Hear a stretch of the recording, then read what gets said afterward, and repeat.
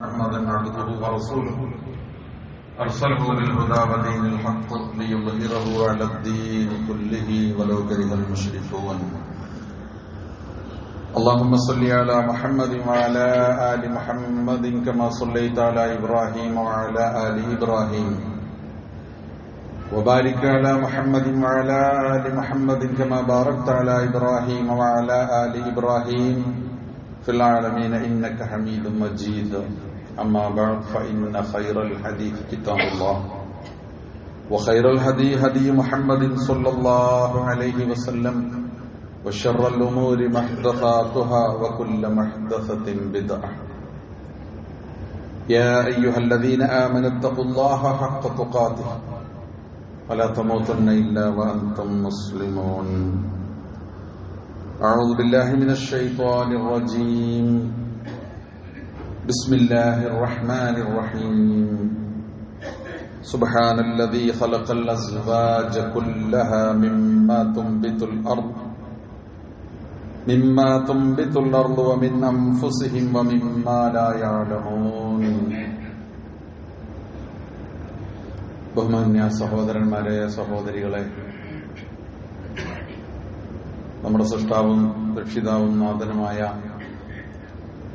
അല്ലാഹു സുബ്ഹാനഹു വ തആലയുടെ നിയമനിർദ്ദേശങ്ങളും വിധി വിലക്കുകളും ജീവിതത്തിലുടനീളം പാലിച്ച് സൂക്ഷിച്ച് ശ്രദ്ധയോടെ സൂക്ഷ്മതയോടെ തഖ്വയോടെ ജീവിക്കുവാൻ പരമാവധി ശ്രദ്ധിക്കണം, പരിശ്രമിക്കണം എന്ന കാര്യം ഒന്നാമതായി എന്നോടെന്ന പോലെ നിങ്ങളോടും ഞാൻ വസിയത്ത് ചെയ്യുകയാണ്. അല്ലാഹു സുബ്ഹാനഹു വ തആല നമ്മെ അനുഗ്രഹിക്കുമാറാകട്ടെ. മുഅ്മിനീങ്ങളായി മുത്തഖീങ്ങളായി ജീവിക്കാനും ഈമാനോടുകൂടി മരിക്കാനുമുള്ള തൗഫീഖ് നമുക്കേവർക്കും റബ്ബ് സുബ്ഹാനഹു വ തആല പ്രദാനം ചെയ്യുമാറാകട്ടെ. കഴിഞ്ഞ ആഴ്ച മുതൽ നമ്മൾ കുടുംബജീവിതവുമായി ബന്ധപ്പെട്ടുകൊണ്ട് സംസാരിച്ചു തുടങ്ങിയിരിക്കാം. ഇപ്പൊ കുടുംബം എന്ന ഈ സ്ഥാപനത്തെ സംബന്ധിച്ച സംവിധാനത്തെ സംബന്ധിച്ചുള്ള ചില അടിസ്ഥാനങ്ങളാണ് ആമുഖമായിട്ട് പറഞ്ഞത്. ഓർമ്മയുണ്ടാകും, കുടുംബം അത് യാന്ത്രികമായി യാദൃശ്ചികമായി സംഭവിച്ചു പോയ ഒന്നല്ല. അത് മനുഷ്യനെ സൃഷ്ടിച്ച തമ്പുരാൻ അങ്ങനെ മനുഷ്യൻ ജീവിക്കണം എന്ന തീരുമാനത്തിന്റെ അടിസ്ഥാനത്തിൽ ഉണ്ടാക്കിയിട്ടുള്ള ദൈവികമായ പടച്ച തമ്പുരാൻ രൂപകൽപ്പന ചെയ്തിട്ടുള്ള സംവിധാനമാണ് നമ്മുടെ കുടുംബം എന്ന് പറയുന്നത്. എങ്ങനെയാണ് ആ കുടുംബത്തിലേക്ക് പ്രവേശിക്കുന്നത്, എങ്ങനെയാണ് ഒരു കുടുംബം രൂപപ്പെടുന്നത് എന്ന് ചോദിച്ചാൽ, ഒരു സ്ത്രീയും പുരുഷനും പരസ്പരം ഇഷ്ടപ്പെട്ട് പൊരുത്തപ്പെട്ട് ഒന്നിച്ചു ചേർന്ന് ജീവിക്കാൻ തീരുമാനിക്കുമ്പോഴാണ്. ഇഷ്ടപ്പെട്ട് പൊരുത്തപ്പെട്ട് അടിവരയിടണം. ഒരാളുടെ അനിഷ്ടം അതിലുണ്ടാവാൻ പാടില്ല. പുരുഷനെ ഇഷ്ടപ്പെടണം, സ്ത്രീക്ക് ഇഷ്ടപ്പെടണോ? പണ്ടുകാലം കുറച്ചുകാലം മുമ്പ് വരെ ഇഷ്ടപ്പെടണ്ടായിരുന്നു, അല്ലെങ്കിൽ ഇഷ്ടം ചോദിക്കൂലായിരുന്നു എന്നാണ്. പലപ്പോഴും നമ്മൾ പറഞ്ഞു കേട്ടിട്ടുണ്ട്, പാപ്പ പോയിട്ട് കണ്ടുപോരും, നിനക്ക് പെണ്ണ് ഞാൻ കണ്ടിട്ടുണ്ട് എന്ന് പറയും, എന്നിട്ട് പിന്നെ കെട്ടിച്ചു കൊടുക്കും. നമുക്ക് പണ്ട് അങ്ങനെയൊക്കെ ഉണ്ടായിരുന്നു. ഇപ്പം അങ്ങനെയൊന്നും അല്ല. ഇതൊക്കെ ഇടക്കാലത്ത് നമുക്ക് സംഭവിക്കുന്ന ഒരുപാട് വ്യതിചലനം. ഇതൊന്നും ദീനല്ല. ദീൻ എന്താണെന്ന് വെച്ചാൽ റസൂലുള്ളാഹി സ്വല്ലല്ലാഹി അലൈഹി വസല്ലം പറഞ്ഞത് പുരുഷനും സ്ത്രീയും പരസ്പരം ഇഷ്ടപ്പെടണം. നബി സല്ലല്ലാഹി അലൈഹി വസല്ലമയുടെ അടുത്തൊരു പെൺകുട്ടി വന്നിട്ട് പറഞ്ഞു, എനിക്കൊരു പരാതിയുണ്ട്, എന്റെ വാപ്പ എനിക്കിഷ്ടമില്ലാത്തൊരാളെ കൊണ്ട് എന്നെ കെട്ടിച്ചു, എനിക്കിഷ്ടമല്ല. നബി സല്ലല്ലാഹി അലൈഹി വസല്ലം പറഞ്ഞു, ഒഴിവാക്കി. നിനക്കിഷ്ടമില്ലാത്ത ഒരാളുടെ കൂടെ നീ എന്തിനു ജീവിക്കണം? ഒഴിവാക്കണം. സ്ത്രീക്ക് ഒഴിവാക്കാൻ അവകാശമുണ്ട്. അതിനെക്കുറിച്ച് നമ്മൾ പിന്നീട് പറയും ഇൻഷാ അല്ലാഹ്. തൊലാക്ക് മാത്രമല്ല ഇസ്ലാമിലുള്ളത്, ഫുല്ലുണ്ട്, ഫസ്ഖ് ഉണ്ട്, അതൊക്കെ ഉണ്ട്. അതൊക്കെ നമ്മൾ സാമാന്യം മനസ്സിലാക്കേണ്ട കാര്യങ്ങളാണ്. അതൊക്കെ വഴിയെ പറയാൻ വിചാരിക്കും. ഇവിടെ ഇപ്പൊ പറഞ്ഞു ഒഴിവാക്കാൻ നബി സല്ലല്ലാഹി അലൈഹി വസല്ലം പറഞ്ഞു, നിനക്ക് ഒഴിവാക്കാം. അപ്പൊ സ്ത്രീ പറഞ്ഞു, എന്നാ പിന്നെ വേണ്ട, ഞാന് അവരുടെ കൂടെ തന്നെ ജീവിക്കാം.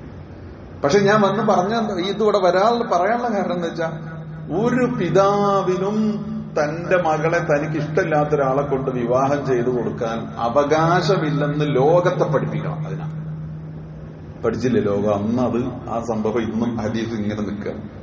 ലോകാവസാനം വരെ ആ പാഠം ലോകം അത് പഠിക്കാം. അപ്പൊ ഇതൊക്കെ ഉണ്ടായിരിക്കും. പിന്നെ അതിന്റെ അടിയിൽ എങ്ങനെയാ പിന്നെ നമ്മൾ പലതിൽ നിന്നും വെഴുതെറ്റി വ്യതിചലിച്ചൊക്കെ പോയിരുന്നു. നമ്മൾ വേറൊരു ലോകത്തെത്തിയിരുന്നു ശരിക്കും പറഞ്ഞാൽ. വീണ്ടും നമ്മൾ അവിടുന്ന് ഇപ്പൊ തിരിച്ചു നടക്കുകയാണ്. നമ്മുടെ അടിസ്ഥാനങ്ങളിലേക്കും നമ്മുടെ അസലിലേക്കും നമ്മളിപ്പോ തിരിച്ചു നടക്കുകയാണ്. അപ്പൊ അതിലൂടെ പറഞ്ഞു പോവല്ല. അപ്പൊ എന്താ വെച്ചാൽ ഒരു സ്ത്രീയും പുരുഷനും പരസ്പരം ഇഷ്ടപ്പെട്ട് പൊരുത്തപ്പെട്ട് രണ്ടുപേര് ചേർന്ന് ഒന്നിച്ച് ജീവിക്കാൻ തീരുമാനിക്കുമ്പോഴാണ് ഒരു കുടുംബം ഉണ്ടാകുന്നത്.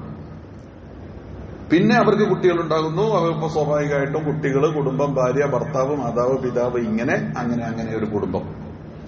ഇങ്ങനെ ഒരു കുടുംബം രൂപപ്പെടണം അല്ലെങ്കിൽ രൂപപ്പെടുത്തണം. അതാണ് ദീനിന്റെ തേട്ടം എന്ന് പറയുന്നത്. മനുഷ്യന്റെ പ്രകൃതി എന്താ? എല്ലാ ജന്തുക്കളുടെയും പ്രകൃതി തന്നെ മനുഷ്യന്റെയും പ്രകൃതി. ജന്തുക്കളുടെ പ്രകൃതി എന്താ? ഒരു പ്രത്യേക പ്രായം എത്തിക്കഴിഞ്ഞാൽ അവര് എതിർ ലിംഗത്തിലേക്ക് ആകർഷിക്കപ്പെടും. ഓപ്പോസിറ്റ് സെക്സ് ഇതിനെക്കുറിച്ച് ചിന്തിക്കും, ലിംഗത്തെക്കുറിച്ച്, അല്ലെങ്കിൽ എന്താ പറയുക, തന്റെ ഇണയെക്കുറിച്ച് ചിന്തിക്കും. എല്ലാ ജന്തുക്കളും അങ്ങനെ. പടച്ച റബ്ബ് അങ്ങനെയാണ് പടച്ചിട്ടുള്ളത്. സുബ്ഹാനല്ലദീ ഖലഖൽ അസ്വാജ കുല്ലഹ മിമ്മാ തുംബിതുൽ അർദ് വമിൻ അൻഫുസിഹിം വമിമ്മാ ലാ യഅലമൂൻ. പടച്ച റബ്ബിന്റെ പരിശുദ്ധിയെ വാഴ്ത്തിക്കൊണ്ട് പറയാം, സുബ്ഹാനല്ലദീ ഖലഖൽ അസ്വാജ കുല്ലഹ. എല്ലാറ്റിനെയും ഇണകളായിട്ട് സൃഷ്ടിച്ച നാഥൻ പരിശുദ്ധൻ. എല്ലാം ഇണകളാണ്. എന്നിട്ട് പറയാണ് മിമ്മാ തുംബിതുൽ അർദ്, ഭൂമിയിൽ നിന്ന് മുളച്ചു പൊന്തുന്ന സസ്യലതാദികൾ, പുല്ലും ചെടിയും, അല്ലെ, ഇവിടുത്തെ വൃക്ഷങ്ങളും സസ്യങ്ങളും ഭൂമിയിൽ നിന്ന് മുളച്ചു പൊന്തുന്നതും, വമിൻ അൻഫുസിഹിം അവരിൽ നിന്നും, വമിമ്മാ ലാ യഅലമൂൻ ഇനി അവർക്ക് അറിയാത്ത വേറെന്തൊക്കെയുണ്ടോ ഒക്കെ ഇണകളാണ്. നെഗറ്റീവും പോസിറ്റീവും ആയിട്ടാണ് ഒക്കെ എല്ലായിടത്തും ഉണ്ടാകുക. നമുക്കറിയാത്ത മേഖലകൾ, നമ്മൾ പണ്ടറിയാത്ത ഇപ്പൊ അറിയുന്നതൊക്കെ. അപ്പൊ സുബ്ഹാനല്ലദീ ഖലഖൽ അസ്വാജ കുല്ലഹ മിമ്മാ തുംബിതുൽ അർദ് വമിൻ അൻഫുസിഹിം വമിമ്മാ ലാ യഅലമൂൻ. പടച്ച റബ്ബിന്റെ പ്രകൃതി ഇതാണ്. അപ്പോൾ ജന്തുജീവജാലങ്ങളൊക്കെ അങ്ങനെയാണ്. ഒരു സമയം എത്തിയാൽ അവരുടെ ഇണയെ കുറിച്ച് അവർ ചിന്തിക്കുന്നു, പിന്നെ അവർ ഇണയിലേക്ക് ആകർഷിക്കപ്പെടുന്നു, ഇണ ചേർന്ന് ജീവിക്കുന്നു. സ്വാഭാവികമായിട്ടും മനുഷ്യനും ഒരു ജന്തുവാണ്. ജന്തുശാസ്ത്ര പ്രകാരമായി ബയോളജിക്കലി മനുഷ്യനും അതിൽപ്പെട്ട ഒന്നാണ്. ജന്തുവാണ്, മൃഗമാണ് മനുഷ്യൻ. അപ്പൊ മനുഷ്യനും ഒരു സമയം എത്തിക്കഴിഞ്ഞാൽ അവൻ ഈ പറഞ്ഞ ചിന്തകളോ ആഗ്രഹങ്ങളോ ഒക്കെ ഉണ്ടാകും. പുരുഷനുണ്ടാകും, സ്ത്രീക്കുണ്ടാകും. അങ്ങനെയാണ് അവർ പരസ്പരം ആകർഷിക്കപ്പെടുന്നത്. ഈ ആകർഷണം റബ്ബ് സുബ്ഹാനഹു വ തആല വെച്ചതാ. ഇങ്ങനെ ഒരു ആകർഷണം ഇല്ലായിരുന്നെങ്കിൽ നിങ്ങൾ നോക്കൂ, മനുഷ്യന്റെയോ ജന്തുക്കളുടെയോ ജീവജാലങ്ങളുടെയോ വംശം ഈ ഭൂമിയിൽ നിലനിൽക്കൂല. ഒന്നിനെങ്ങോട്ടും എല്ലാത്തിനെയും ഒന്നിനെ പടച്ചു വിട്ടു. എല്ലാ ജന്തുക്കളെയും ജീവജാലങ്ങളെയും ഓരോന്നിനെ പടച്ചു വിട്ടു, അല്ലെ? ഒരു ആണിനെ ഒരു പെണ്ണിനെയും പടച്ചു വിട്ടു, അല്ലെങ്കിൽ ഓരോന്നിനെ പടച്ചു വിട്ടു. ഇപ്പറഞ്ഞൊരു ആകർഷണം അവർക്കിടയിൽ ഇല്ലെങ്കിൽ പിന്നെ അതിന്റെ വംശം നിലനിൽക്കോ? ഇല്ല. റബ്ബ് സുബ്ഹാനഹു വ തആല ലോകാവസാനം വരെ ഈ ഭൂമിയിൽ മനുഷ്യരുടെയും ജന്തുജീവജാലങ്ങളുടെയും വംശത്തിന്റെ നിലനിൽപ്പിന് പ്രത്യുൽപാദനം നടക്കുന്നതിന് വേണ്ടി ഏർപ്പെടുത്തിയിട്ടുള്ള സംവിധാനമാണ് ഈ പരസ്പര ആകർഷണം. അപ്പൊ ഇണകളായിട്ട് സൃഷ്ടിച്ചു എന്ന് മാത്രമല്ല, പുരുഷന് ഒരു ഘടന കൊടുത്തു, സ്ത്രീക്ക് വേറൊരു ഘടന കൊടുത്തു. പുരുഷന്റെ ഘടന തികച്ചും ഒന്ന്, സ്ത്രീയുടേത് വേറൊരു ഘടന, ഒന്ന് മറ്റൊന്നിനു വേണ്ടി ഉണ്ടാക്കിയത്, ഒന്ന് മറ്റൊന്നിലേക്ക് ഫിറ്റ്. ഇതിനെക്കുറിച്ച് ചിന്തിക്കണം. അല്ലാഹു തആല പറഞ്ഞിട്ടുണ്ട്. ആരാതിങ്ങനെ കറക്റ്റ് ഇങ്ങനെ ഒരു രൂപഘടന, ഇവിടെ വേറൊരു രൂപഘടന, ഒന്ന് വേറൊന്നിന്, ഒന്ന് മറ്റൊന്നിനു വേണ്ടി. അതാണ് സുബ്ഹാനല്ലദീ ഖലഖൽ അസ്വാജ കുല്ലഹ മിമ്മാ തുംബിതുൽ അർദ്. അപ്പൊ ഇങ്ങനെ പടച്ച ഈ പ്രകൃതി, അപ്പൊ ജന്തു ജീവജാലങ്ങൾക്കൊക്കെ ഉണ്ട്. ഇതേ പ്രകൃതി തന്നെയാണ് മനുഷ്യന്റെയും പ്രകൃതി. അപ്പൊ മനുഷ്യരും ഇണയിലേക്ക് ഒന്ന് മറ്റൊന്നിലേക്ക് ചേർന്ന് ജീവിക്കണം. എന്നിട്ട് അവരുടെ വംശവും അവരുടെ തലമുറയും ഇവിടെ ഇങ്ങനെ നിലനിന്ന് പോകണം. പക്ഷെ എങ്ങനെ? ജന്തുജീവജാലങ്ങൾ ഉള്ളതുപോലെ അല്ല.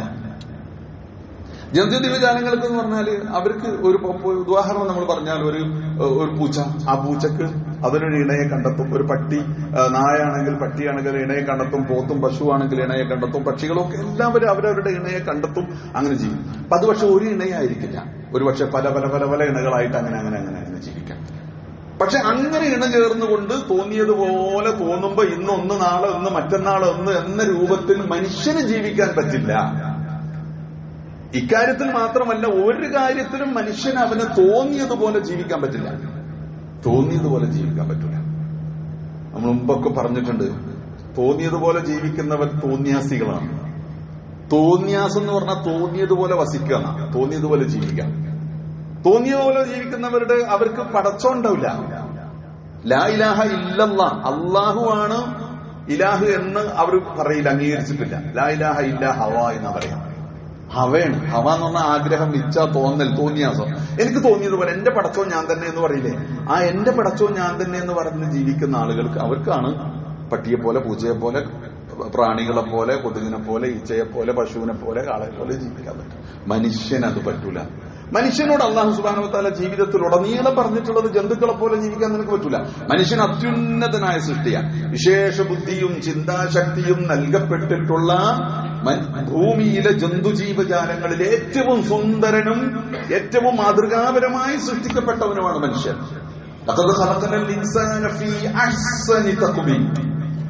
ഏറ്റവും സുന്ദരമായ ഘടനയിലാണ് മനുഷ്യന്റെ സൃഷ്ടിപ്പ്. പിന്നെ സുമ്മ റദദ്നാഹു അസ്ഫല സാഫിലിൻ, പിന്നെ ഏറ്റവും താഴ്ന്നവനായി പോകും. ഏറ്റവും സുന്ദരമായ ഘടനയിൽ, രൂപത്തിലും ഭാവത്തിലും പ്രകൃതത്തിലും ചിന്തയിലും കഴിവിലും മനസ്സിലും ഒക്കെ ബുദ്ധിയും വിശേഷ ബുദ്ധിയൊക്കെ കൊടുത്ത് പടച്ച റബ്ബ് സൃഷ്ടിച്ചിട്ട്, പക്ഷെ അതിലൊക്കെ താഴെ ജന്തുക്കളുടെ നിലവാരത്തിലേക്ക് പിന്നെ മനുഷ്യൻ പോകും. അത് വേറെ കാര്യം. അപ്പൊ മനുഷ്യന് ജന്തുക്കളെ പോലെ പറ്റൂല. അപ്പൊ മനുഷ്യൻ എങ്ങനെയാ ജീവിക്കേണ്ടതെന്ന് വെച്ചാൽ, മനുഷ്യര് അല്ലാഹു സുബ്ഹാനഹു വ തആല മറ്റു പല കാര്യങ്ങളിലും അവന് നിയമനിർദ്ദേശങ്ങൾ നൽകിയിട്ടുള്ളതുപോലെ, അവന് മാർഗം കാണിച്ചിട്ടുള്ളതുപോലെ ഈ കാര്യത്തിലും പടച്ച റബ്ബിന്റെ, സൃഷ്ടാവിന്റെ നിയമനിർദ്ദേശങ്ങൾ പാലിക്കണം.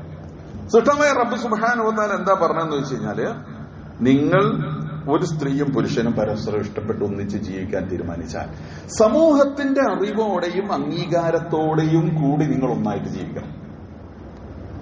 സമൂഹത്തിന്റെ അറിവോടെയും അംഗീകാരത്തോടും കൂടി നിങ്ങൾ ഒന്നായിട്ട് ജീവിക്കണം, ഒന്ന് ചേർന്ന് ജീവിക്കണം. അതിനാണ് വിവാഹം എന്ന് പറഞ്ഞ ഈ പരിപാടി. കല്യാണം നമ്മൾ പറയും, പല പേരുണ്ട്. അപ്പൊ വിവാഹം, കല്യാണം, സമൂഹത്തിന്റെ അറിവോടുകൂടി പുരുഷനും സ്ത്രീയും ഒന്നിച്ചു ചേർന്ന് ജീവിക്കണം. പെൺകുട്ടിയുടെ കാര്യത്തിൽ അവിടെ പ്രത്യേകമായിട്ട് രക്ഷിതാവുണ്ടാകുമെന്നും വലിയുണ്ടാകുമെന്നും ആ വലിയന് ഉത്തരവാദിത്വമുണ്ടെന്നും ആ വലിയാണ് കല്യാണം കഴിപ്പിച്ചു കൊടുക്കേണ്ടെന്നൊക്കെ പറഞ്ഞു. അങ്ങനെ രണ്ടുപേർ ചേർന്ന് ജീവിക്കാം. ഇത്രയൊക്കെ പറയാൻ മാത്രം ഇപ്പൊ ഞങ്ങൾക്കൊക്കെ അറിയാം, ഇത് നാടാകെ നടക്കണതല്ലേ, കാണുന്നതല്ലേ എന്ന് നമ്മൾ അങ്ങനെ ചിന്തിക്കും. അതാണ് ഞാൻ കഴിഞ്ഞ ആഴ്ച പറഞ്ഞിട്ടുണ്ട്, നമ്മൾ ഇതൊക്കെ സാധാരണയായിട്ട് മനസ്സിലാക്കാം. പക്ഷെ ഇതിന്റെയൊക്കെ വേറെ ഒരു പാഠങ്ങൾ, ഇതിന്റെയൊക്കെ വേറൊരു ചിന്ത സമൂഹത്തിൽ ഇങ്ങനെ പതുക്കെ പതുക്കെ പതുക്കെ ശക്തിപ്പെട്ടു വരുന്നുണ്ട്. അതുകൊണ്ടാണ് ഇതിപ്പോ ഒന്നും കൂടി ഇങ്ങനെ പറയുന്നത്. ഇതൊക്കെ ഇപ്പൊ സാധാരണ നടക്കുന്ന കാര്യം. കല്യാണം നമ്മൾ കാണാൻ പോവാ, നമ്മൾ ജനിച്ച പോലും കല്യാണം കാണും, വധുവും വരനും വലിയും കല്യാണം കൊടുക്കലും നിക്കാവും ഒക്കെ. അല്ല, ഇതിങ്ങനെയൊന്നും വേണ്ട, ഇതിങ്ങനെയൊന്നും ഇല്ല, ഇതിന്റെ ഒന്നും ആവശ്യമല്ല. എന്തിന് എന്ന ചോദ്യം നമ്മുടെ പ്രദേശങ്ങളിൽ നിന്ന് വരെ ഉയർന്നു വന്നുകൊണ്ടിരിക്കുന്നു. ഈ ശാന്തപുരത്തുനിന്ന് എന്നോട് ചോദിച്ചിട്ടുണ്ട്, ഇപ്പൊ എന്തിനാ ഈ കല്യാണം, എന്തിനാ കല്യാണം? പഠിക്കാൻ വിട്ട കുട്ടി പഠിച്ച് വലിയ വിവര വിദ്യാഭ്യാസമൊക്കെ കഴിഞ്ഞ് പെൺകുട്ടി വന്നു, വാപ്പൊക്കെ കുട്ടിയൊക്കെ വീട്ടുകാർ കല്യാണം ആലോചിക്കുമ്പോ വീട്ടുകാരോട് കുട്ടി ചോദിക്കുക, എന്തിനാ കല്യാണം? ഇങ്ങനെ ഒരു 4 പെൺമക്കളുള്ള ഒരു കുടുംബത്തിലെ രക്ഷിതാവും മാതാവും പിതാവും, അതിൽ മൂത്ത കുട്ടിക്ക് ഒരു കല്യാണം ആലോചിക്കുമ്പോ, കുട്ടി പഠിച്ച് അത്യാവശ്യം നല്ല വിവര വിദ്യാഭ്യാസമൊക്കെ നേടി കഷ്ടപ്പെട്ട് പഠിപ്പിച്ചു എന്ന് പറയാം. കല്യാണം ആലോചിക്കുമ്പോ കുട്ടി ചോദിക്കുന്നത് എന്തിനീ കല്യാണം? നേരെ എടുത്ത് ചാടുകയാണെന്ന്. നേരിട്ട് അറിയുന്ന കേസാ പറയാം. എടുത്ത് ചാടിയിട്ട് ചോദിക്കാം, എന്ത് ഉമ്മാനെ പോലെ അങ്ങനെ പെറ്റുകൂട്ടാനാണോ? ഉമ്മ ധാരാളം പെറ്റു, ഉമ്മാനെ പോലെ പെറ്റുകൂട്ടാണോ? ഈ ചട്ടിയും കലവും കരിയും പോകും അല്ലേ? ഫ്രീഡം ഉണ്ടാവില്ല, സ്വാതന്ത്ര്യം ഉണ്ടാവില്ല. നമുക്കെന്താ വേണ്ടത്? കുട്ടികൾ പലരും പറയുന്നത് നമുക്കെന്താ, കുട്ടികളിപ്പോ വലിയൊരു ചിന്ത, അത് ഞാൻ 1 അല്ല 2 അല്ല 3 അല്ല വിരലുകൊണ്ട് എണ്ണി തീർക്കാൻ പറ്റാത്ത അനുഭവങ്ങളുടെ അടിസ്ഥാനത്തിൽ, ചെറിയ സാമൂഹ്യ ബന്ധങ്ങൾ ഉള്ളതിന്റെ അടിസ്ഥാനത്തിൽ ഞാൻ പറയണം. 1-2 കേസ് വെച്ചിട്ടല്ല, കുറേ ഉണ്ട്. ഒരാളെ കുറെ കാലം കഴിഞ്ഞിട്ട് ഒരു സുഹൃത്തിനെ കണ്ട്, ചെറിയ കുട്ടിയായിരുന്നു അന്ന് കാണുമ്പോ, മോള് ഇപ്പൊ എന്തായി, മോളൊക്കെ വിശേഷം പഠിച്ചു, അത്രയൊക്കെ പഠിച്ചു വേണ്ടതിന്, അപ്പൊ ഇനിയിപ്പോ കല്യാണം കാര്യമൊക്കെ എന്തായി? അപ്പൊ മുഖം വാടി. എന്താ വാടിയത്? സെക്യൂരിറ്റി സാഹിബ്, കല്യാണത്തിന് മോള് സമയം, അത് വേണ്ട. പിന്നെ അവളെന്താ ചെയ്യാൻ പോണം? അവളൊരു എന്തിനാ കല്യാണം? ഒരു ജോലി നേടണം, നല്ലോണം പഠിക്കണം, എന്നിട്ട് ഒരു ജോലി സമ്പാദിക്കണം. അതിനെ കുറെ പ്രയോഗങ്ങൾ, വർക്ക് ചെയ്യണം എന്നൊക്കെ പറയാം. വർക്ക് ചെയ്യണം എന്നൊക്കെ പറയും, വർക്ക് ചെയ്യണം, എന്നിട്ട് കുറച്ച് ഏണിങ്സ് ഒക്കെ ഏൺ ചെയ്യണം, സമ്പാദിക്കണം, വരുമാനം വേണം, എന്നിട്ട് സ്വന്തം കാലിൽ നിൽക്കണം. സ്വന്തം കാലിൽ നിന്നിട്ടോ പിന്നെയും സ്വന്തം കാലിൽ നിൽക്കണം, പിന്നെയും സ്വന്തം കാലിൽ നിന്നിട്ട് പിന്നെ അങ്ങനെ ആ കാലം കുഴഞ്ഞു കൊണ്ടിട്ട് അവിടെ അങ്ങ് വീണുപോകും. ഭൂമിയിൽ ജീവിച്ചു എന്നതിന്റെ യാതൊരു ഇങ്ങനെ. എന്നിട്ട് വൈകുന്നേരം രാത്രി മൊബൈലും നോക്കി 12 മണി വരെ കിടന്നുറങ്ങണം, 2 മണി വരെ ഇരിക്കണം, എന്നിട്ട് പിന്നെ കിടന്നുറങ്ങണം, രാവിലെ 10 മണിക്ക് എണീക്കണം, വൈകുന്നേരം ആകുന്നിട്ട് ചായ കുടിക്കാൻ പോകണം, ഇവിടുന്ന് ചായ കുടിക്കണം, അവിടുന്ന് ചായ കുടിക്കണം, അങ്ങനെ കറങ്ങി ഇങ്ങനെ നടക്കുന്നത്. ഇത് നിങ്ങൾ എന്ത് പറയണം? ഞാൻ വേറെ ഉപരിലോകത്ത് നിന്നുകൊണ്ട് സംസാരിക്കല്ലേ. നിങ്ങൾ സമൂഹത്തിന്റെ ചിത്രം ശ്രദ്ധിച്ചിട്ടുണ്ടോ? എവിടേക്കാണ് നമ്മുടെ കുട്ടികൾ? ഇത് ബോധപൂർവ്വം അവരായിട്ട് ഉണ്ടാക്കുന്ന കുഴപ്പങ്ങളല്ല. ഞാൻ പറഞ്ഞില്ലേ, യൂറോപ്പിലും പാശ്ചാത്യർക്കും കുടുംബം എന്ന സംഗതിയെ നഷ്ടപ്പെട്ടു പോയി. അവരും മനോഹരമായ കുടുംബജീവിതം നയിച്ചത് അവർ കാലത്തെ. എങ്ങനെയാണ് അവരുടെ കുടുംബവും അവരുടെ അടിത്തറകളും? ഫാദർലെസ് അമേരിക്ക എന്നത് അമേരിക്കയിലും പാശ്ചാത്യ ലോകത്തും അറിയപ്പെടുന്ന ഏറ്റവും പ്രധാനപ്പെട്ട ഒരു പുസ്തകം. ഫാദർലെസ് അമേരിക്ക എന്ന് പറഞ്ഞാൽ അമേരിക്കക്ക് ബാപ്പല്ല എന്നല്ല, ബാപ്പയില്ലാത്ത കുട്ടികൾ വളരുന്ന അമേരിക്ക, അതിനെക്കുറിച്ചുള്ള പഠനം. അങ്ങനെ ഒരു സാഹചര്യം എങ്ങനെ രൂപപ്പെട്ടു വന്നു എന്നത്, എങ്ങനെ രൂപപ്പെട്ടു വന്നു? മനോഹരമായി കുടുംബവും കുട്ടികളുമായിട്ട് കൂട്ടുകൂടി നന്നായി ജീവിച്ച മനുഷ്യർ ഇതിൽ നിന്നൊക്കെ വിട്ടുപോയിക്കാം.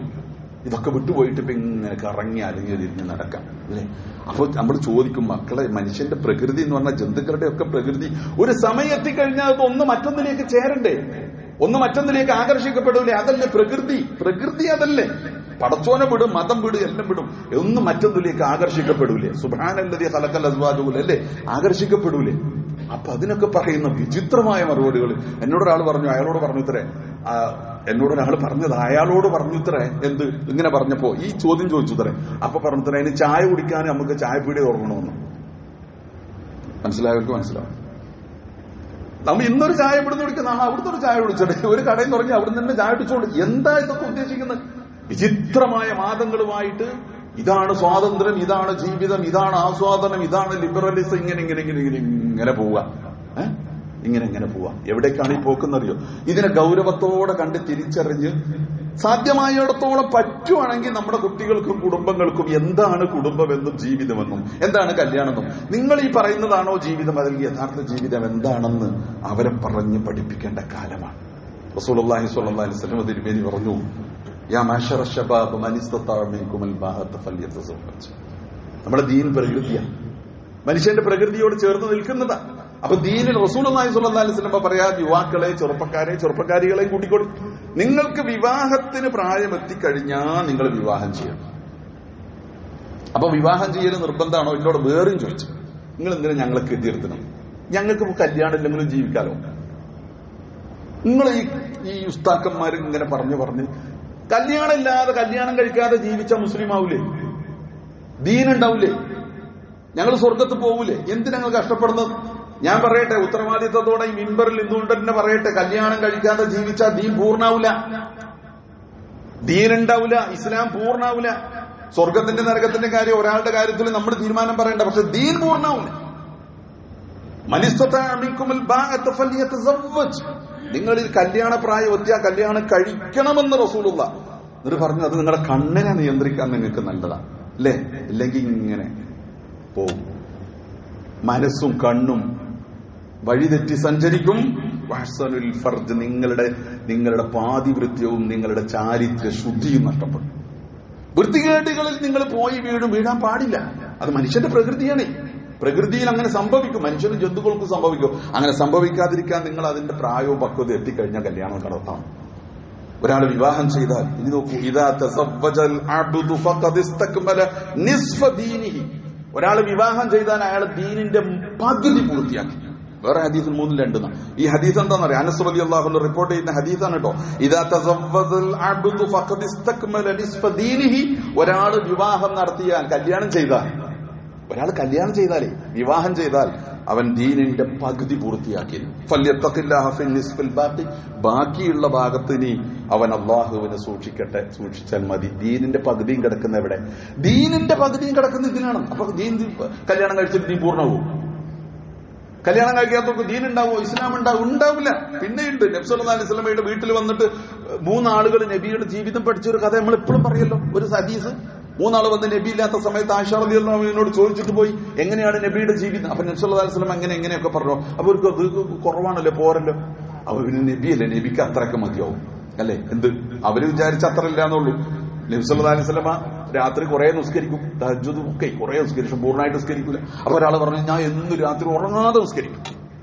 ഒരാൾ പറഞ്ഞു, നബിക്ക് ചില ദിവസമൊക്കെ നോമ്പുണ്ടാവും, സുന്നത്ത് നോമ്പേ, എല്ലാ ദിവസവും നോമ്പെടുക്കൂല. അപ്പൊ ഒരാൾക്കാൾ പറഞ്ഞു, ഞാൻ എന്നും നോമ്പെടുക്കും, നബിക്ക് അങ്ങനെ മതി, പക്ഷെ ഞാൻ എങ്ങനെ? ഒരാൾ പറഞ്ഞു, ഞാൻ കല്യാണമായി കഴിക്കൂല, ഞാൻ ഇങ്ങനെ ആരാധന ഇബാദത്തിൽ. ഇത് കേട്ടപ്പോ ഇവര് 3 ആളെയും വിളിച്ചിട്ട് നബി പറഞ്ഞ കാര്യം നമുക്കറിയില്ലേ? ഞാനാണ് ദീൻ പഠിപ്പിക്കാമെന്ന് പ്രവാചകൻ, എന്നിൽ നിന്നാണ് നിങ്ങൾ ദീൻ പഠിക്കേണ്ടത്. എന്റെ ചര്യ വിട്ട് നിങ്ങളൊരു ദീൻ ഉണ്ടാക്കാൻ ഉദ്ദേശിച്ചാൽ അത് ദീനല്ല, അത് എന്റെ മാർഗത്തിൽപ്പെട്ടതല്ല. അപ്പൊ ഞാൻ രാത്രി കുറെ ഉറങ്ങും, കുറെ നിസ്കരിക്കും. മുഴുവനും ഉറക്കല്ല. ചില ദിവസമൊക്കെ നോമ്പ് വെൽക്കും, ചില ദിവസം നോമ്പ് വെൽക്കൂല. അങ്ങനെ. എന്നാൽ ഞാൻ കല്യാണം കഴിച്ചിട്ട് കുടുംബവും കുട്ടികളൊക്കെ ഉണ്ട്. ഇതാണ് എന്റെ ദീൻ. ഇതിനപ്പുറത്തൊരു ദീൻ നിങ്ങൾ തേടിയാലെന്നില്ല. അപ്പൊ ദീനിൽ കല്യാണം ഉണ്ടോ?